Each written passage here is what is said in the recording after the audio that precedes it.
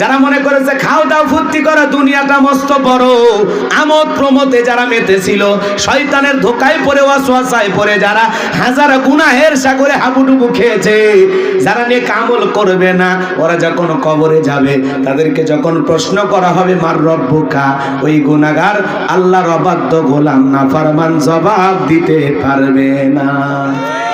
জবাব দিতে পারবে কেবলমাত্র তারা, শোনেন, যারা চাকরি করে তারাই তো বেতন বোনাস পায়, তারা তো মালিকের নাম জানে, প্রতিষ্ঠানের নাম জানে, কথা বলে না। যারা রবের গোলামি করেছে তারা তো জানে আমার রব আমার আল্লাহ, আল্লাহ আমার রব, এই রবই আমার সব, কথা বলে ঠিক কি না?